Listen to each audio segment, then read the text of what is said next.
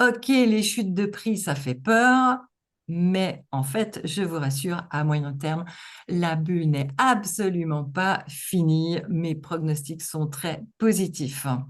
Alors, vous connaissez les raisons de la chute récente, voilà, on vous l'a déjà rabâché. Le passage de l'ATH, du plus haut historique, on est monté en avance par rapport au halving.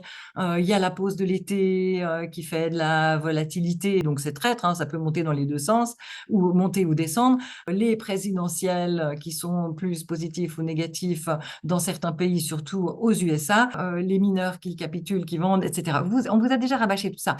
Là maintenant, ce qui est intéressant, c'est de voir ce qui va se passer bientôt. Donc, mes pronostics.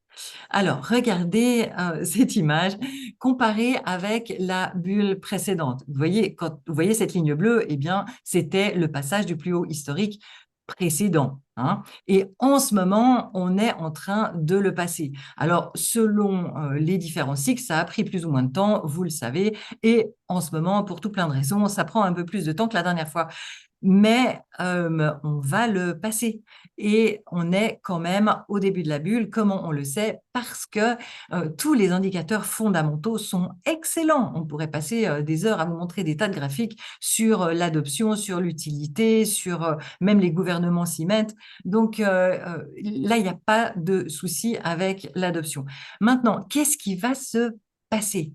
On va avoir l'arrivée de l'ETF Ethereum et c'est quelque chose qui pourrait être un peu négatif pour le prix de Bitcoin à court terme, évidemment positif aussi par la suite. Mais pour le moment, en fait, il faut bien comprendre que les institutionnels, eux, ils ont alloué une partie du portefeuille aux cryptos. Par exemple, ils ont mis 1% de leur portefeuille sur Bitcoin. Ils vont pas tout d'un coup mettre un deuxième pour cent sur Ethereum. Non, ils ont alloué à la classe d'actifs. Donc, s'ils mettent un demi pour cent sur Ethereum et un demi pour cent sur Bitcoin, ça veut dire qu'ils vont vendre du Bitcoin à court terme, pas à long terme. À long terme, bien sûr, la classe d'actifs commence à être de plus en plus prisée, hein. Donc, c'est juste un petit effet qu'on risque d'avoir qui peut empirer les choses.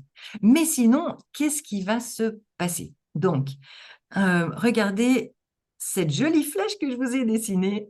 Vous voyez à quel moment elle dépasse le plus haut historique autour des 69 000? Eh bien, c'est autour de décembre, janvier. J'ai posé ça un peu au hasard, hein, j'ai aucune idée à quel mois ce sera.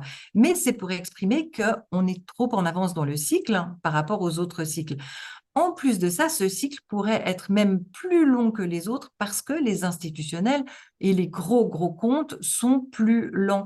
Voilà, on attend le prochain conseil d'administration dans 6 mois et ensuite on décide d'allouer un certain pourcentage à la classe d'actifs qui augmente. Donc tout ça, ce sont des décisions qui prennent du temps. Pendant ce temps, qu'est-ce qu'on voit? On voit les gros comptes qui accumulent et les petits comptes qui ont peur et qui vendent. Donc moi, qu'est-ce que je fais? J'accumule du Bitcoin, du Ethereum, les grosses cryptos pendant toute cette période en vue de la belle montée qu'on aura ensuite. Alors, si vous voulez des astuces pour vous y prendre le mieux possible et optimiser la réussite de votre portefeuille, je vous recommande ma formation 33 vidéos, 9 heures de temps sur chantal-lang.com et pour les plus motivés, mon groupe privé Telegram où je vous dis exactement ce que j'achète au fur et à mesure, y compris les petites pépites explosives.